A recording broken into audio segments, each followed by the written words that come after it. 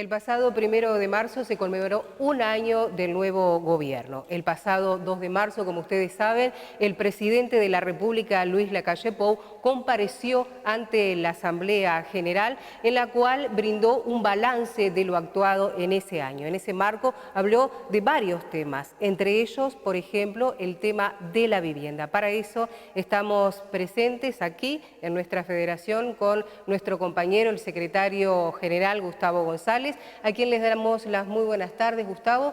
Primero, una opinión, un primer análisis de lo expuesto por el presidente el pasado 2 de marzo. Bueno, en realidad fue, como tú decías, un balance de la gestión del gobierno durante este primer año, pero de vivienda habló muy poco porque es muy difícil para la calle hablar de vivienda por su ejecución.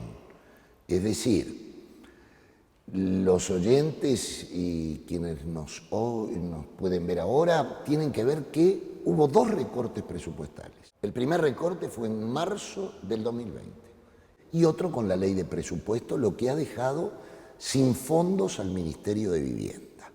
Por lo tanto, es muy difícil hablar de ejecuciones de vivienda.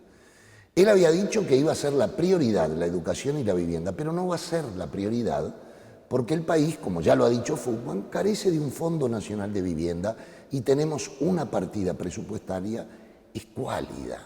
Y si todavía le sumamos el recorte, por eso es que la calle no puede hablar mucho de vivienda. Gustavo, una de las cosas a la cual se refirió fue el tema de la flexibilización de las viviendas promovidas. ¿Qué significa eso? Bueno, las viviendas promovidas es una ley que primero es mal llamada Ley de Vivienda de Interés Social, que le dan todo tipo de exoneraciones a las empresas constructoras para que construyan viviendas de $130.000.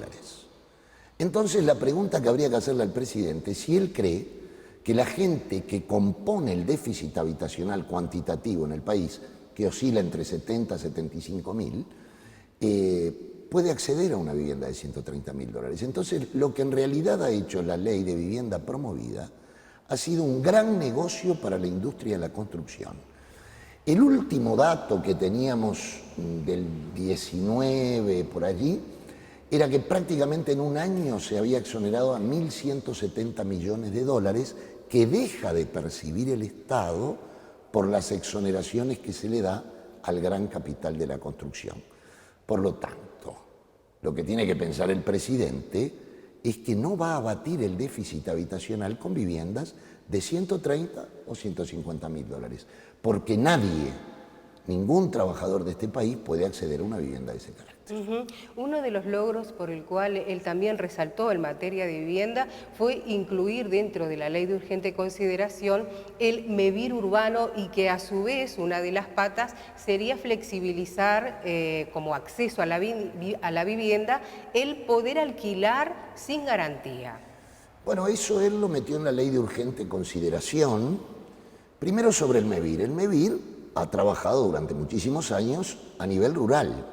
El MEVIR lo dice la palabra, es para la vivienda insalubre rural. Y ha cumplido un rol.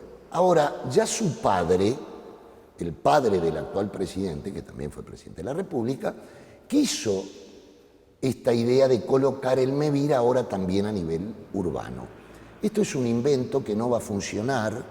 El MEVIR tiene su especialidad en áreas rurales y lo hacen justamente para no hablar del cooperativismo de vivienda. Es lo que tendría que decir en realidad, al no hablar de nosotros, es que no estamos en el escenario. Y tienen que tener claro que es el único programa que desde que nació la Ley de Vivienda, el 17 de diciembre de 1968, ha subsistido a todos los gobiernos el cooperativismo de vivienda por ayuda mutua. Por lo tanto, lo de MEVIR urbano viene de los años 90, que ya lo quisieron impulsar, no pudieron hacerlo, y ahora se quiere impulsar. Una de las características, y como tú bien mencionabas, en realidad el cooperativismo de vivienda no se mencionó dentro de lo que fue el discurso del presidente de la calle. Hablaba sobre el tema de los costos y la motivación también del tema vivienda.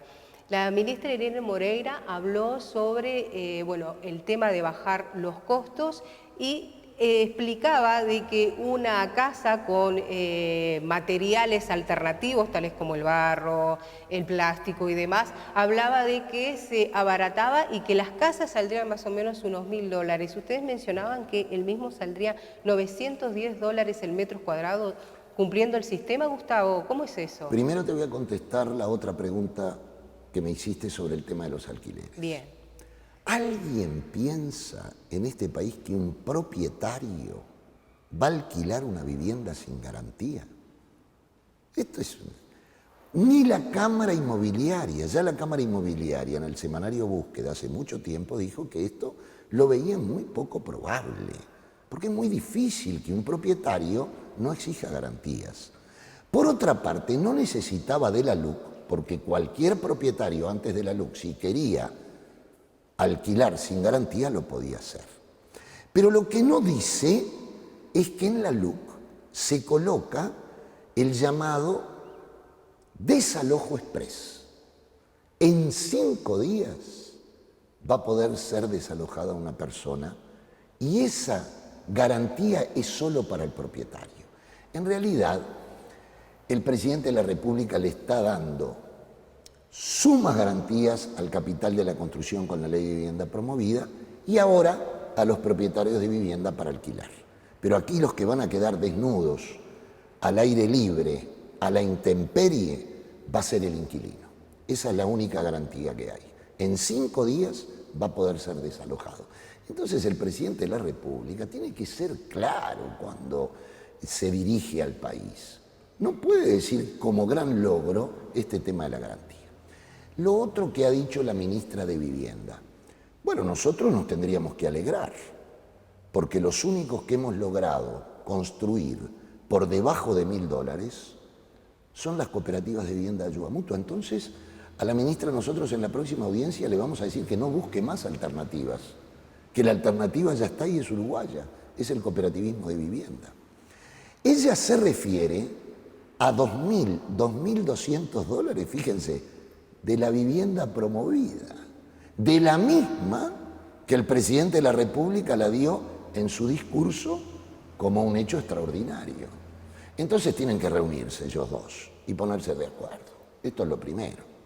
No puede la ministra hablar de que es una barbaridad, $2.200 el metro cuadrado, a través de la ley de vivienda promovida y el presidente de la República decir que es un gran logro la vivienda promovida. En realidad yo estoy de acuerdo con la ministra en esto. Aquí hay que rebajar los costos de construcción. Ya tiene, el cooperativismo de vivienda ya lo ha rebajado. Y sobre tecnologías apropiadas, hay que leer la historia del movimiento cooperativo. En el 70, un proceso revolucionario en la construcción fue la loseta a pie de obra. El cooperativismo de vivienda fue uno de los primeros que impulsó nuevas tecnologías apropiadas. Entonces déjense de buscar el agua tibia. Este invento ya está. Se llama cooperativas de vivienda ayuda mutua que construimos como máximo a $953 el metro cuadrado. Por lo tanto, en la próxima reunión con la ministra estamos seguros que va a decir que se van a impulsar las cooperativas de vivienda, porque es la que llega a los $1000. Por último, Gustavo, ¿cuál es la recomendación entonces que le haría FUCBAN al gobierno nacional? Bueno, lo primero es que cumpla con lo que debe, que es los préstamos a las cooperativas que están esperando y tienen todo hecho desde hace 1 año y medio. De 16 cooperativas afiliadas a FUCBAN que tienen todo hecho ya, le han otorgado a 5 la escritura. Por lo tanto, imagínense la situación de esta familia. Lo primero que tienen que hacer es cumplir con lo comprometido. Lo segundo es asumir la propuesta de FUCBAN que hay que, fíjense, aumentando el 0,1, repito, el 0,1 al impuesto al patrimonio, la ministra Irene Moreira se haría de $160 millones por año. Entonces, hay que reconstruir un verdadero Fondo Nacional de Vivienda. Ahora, para eso, hay que animarse a tocar el capital. 0,1. Ya tenemos senadores que han visto con muy buenos ojos esta propuesta de FUCBAN. Entre ellos, Oscar Andrade, Manini Ríos, Daniel Olesker, que lo ven como una propuesta lógica. Lo otro no es lógico. Entonces, el presidente de la República lo que tiene que hacer es ver que hay que reconstruir un verdadero Fondo Nacional de Vivienda. No se puede hablar de vivienda sin plata. Y hoy a las cooperativas de vivienda no se le dan los préstamos porque dicen que no tienen plata. Entonces, ¿quién tiene la razón? Hay que reconstruir el Fondo Nacional de Vivienda. Esa es una primera medida. Lo segundo, cumplir con lo que deben. A estas cooperativas se le debe y esta gente está destrozada.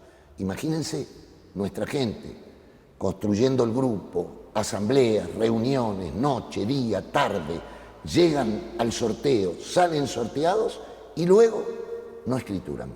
Por lo tanto, entonces, de vivienda no se puede construir hablando. Hay que construirla con plata y haciendo, como hizo el movimiento cooperativo a lo largo de 50 años. Gustavo González, muchas gracias.